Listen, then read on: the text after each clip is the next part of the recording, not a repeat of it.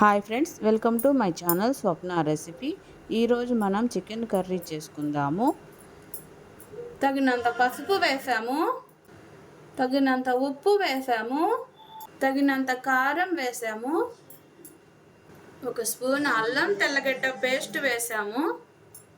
Friends, ఇందులో మనం ఉప్పు, పసుపు, కారం, అల్లం తెల్లగడ్డ పేస్ట్ వేసాము. దీన్ని మిక్స్ చేద్దాము. 2 స్పూన్లు ఆయిల్ వేద్దాము.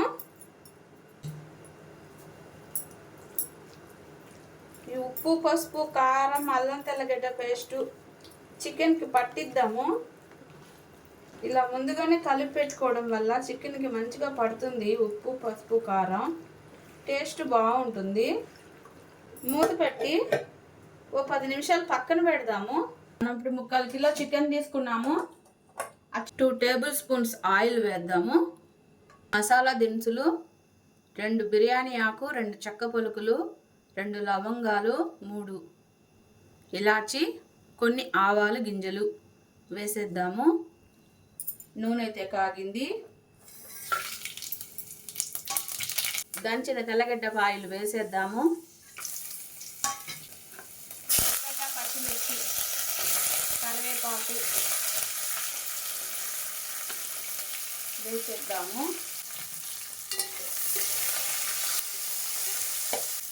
కాసేపు మగ్గిద్దాము. కొద్దిగా పసుపు వేద్దాము.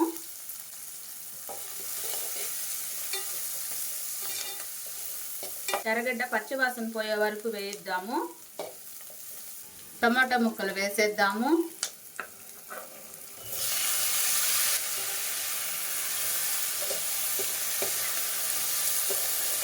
ఒకసారి అలా కలుపుదాము. ఎర్రగడ్డ పచ్చిమిర్చి కాసేపు మగ్గిద్దాము. ఓ 10 నిమిషాల ముందు మనం కలిపి పెట్టాము చికెన్, ఉప్పు, పసుపు, కారం, అల్లం తెల్లగడ్డ పేస్టు. ఇప్పుడు ఇది వేసేద్దాము.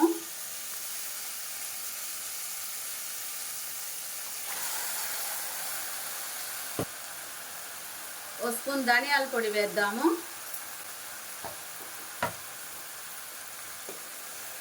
కలుపుదాము.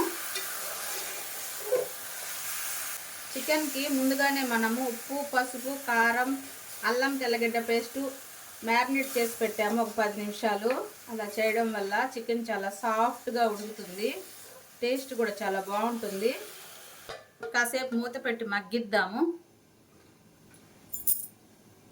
ఒకసారి మూత తీసి చూద్దాం మన చికెన్ కర్రీ ఎలా ఉందో.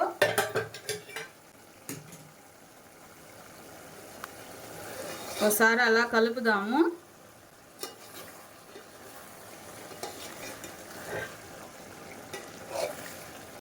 ఈ చికెన్కి తగినన్ని నీళ్లు వేద్దాము. చికెన్ మునిగే వరకు నీళ్లు వేద్దాము.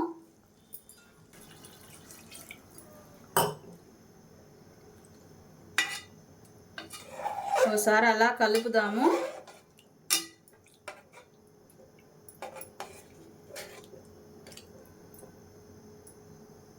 మూత పెట్టి ఉడికిద్దాము.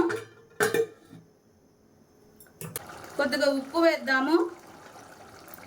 ఫస్ట్ మనం కొద్దిగా ఉప్పు వేసాము, అది సరిపోదు. ఇంకొద్దిగా ఉప్పు వేసాము.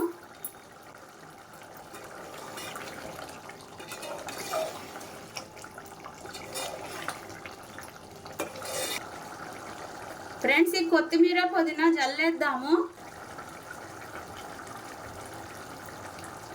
ఇప్పుడు ఈ చికెన్ కర్రీ రెడీ అయింది. ఫ్రెండ్స్, లైక్ చేయండి, సబ్స్క్రైబ్ చేయండి.